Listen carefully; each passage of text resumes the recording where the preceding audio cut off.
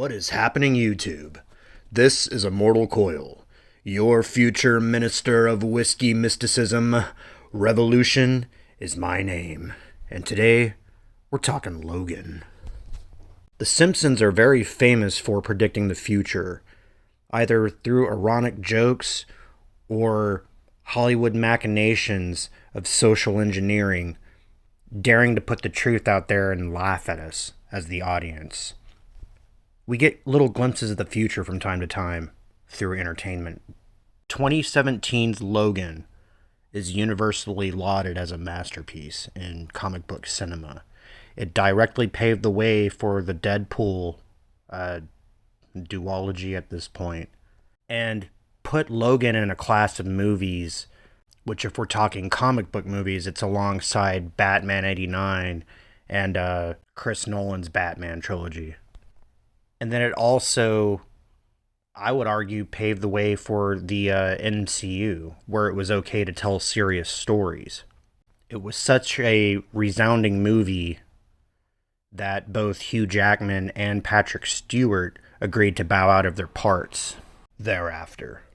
The film also has the distinguishment of introducing Daphne Keane, who is right around 15 or 16 years old as of this recording, and she is just about prime time Laura Kinney X-23 if you're talking about Chris Yost and Craig Kyle.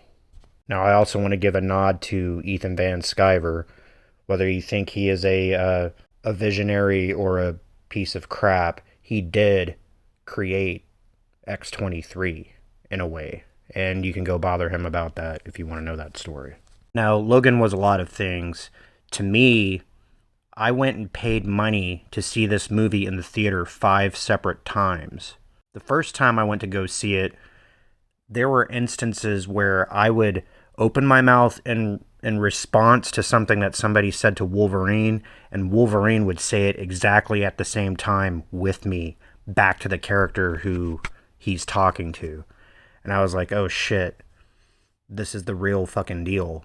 And then several times during the movie, I was moved to tears. Like, I cried like a little baby. And it was one of those things, like the first time I saw it, I was like, well, maybe I saw it on a bad day.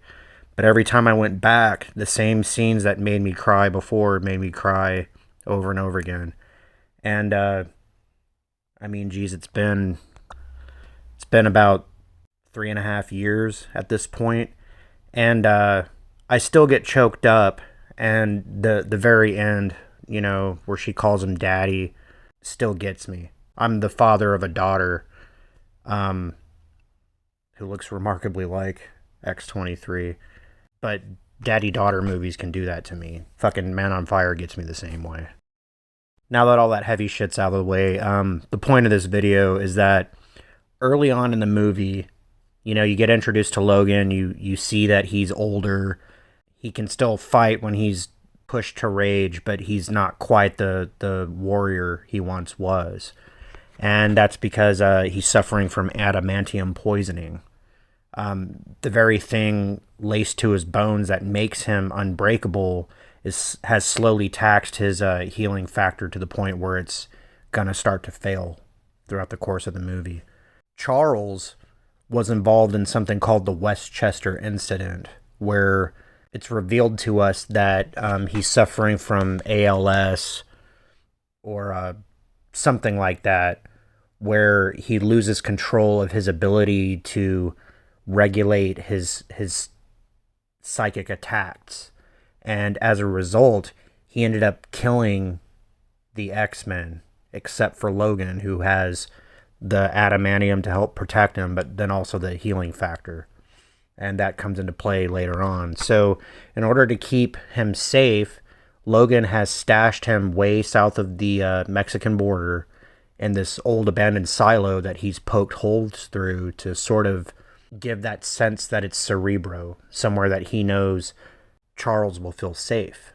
But he also goes and buys illicit medications to keep Charles's biological functions under control. So, when Logan's not around, when he's out earning money, Charles is sort of going nuts on this the side effects of his drugs. And one of the things that we see when Logan comes back is that he is ranting about a TV commercial for the new quesalupa from Taco Bell.